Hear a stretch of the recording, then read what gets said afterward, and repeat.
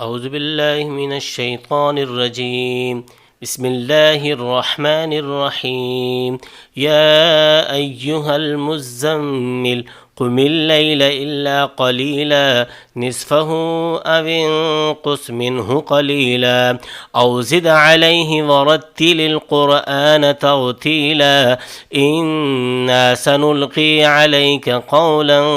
ثقيلا إن ناشئة الليل هي أشد وطئا وأقوم قيلا إن لك في النهار سبحا طويلا واذكر اسم ربك وتبتل إليه تبتيلا رب المشرق والمغرب لا إله إلا هو فاتخذه وكيلا واصبر على ما يقولون واهجرهم هجرا جميلا وذرني والمكذبين أولي النعمة ومهلهم قليلا إن لدينا أنكالا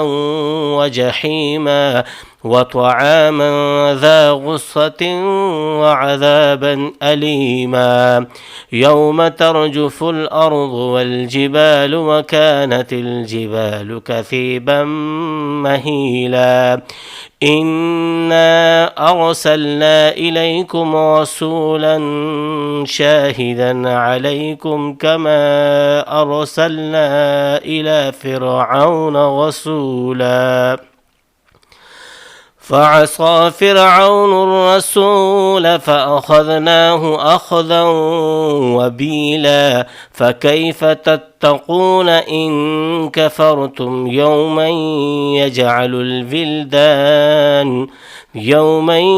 يجعل الولدان شيبا السماء منفطر به كان وعده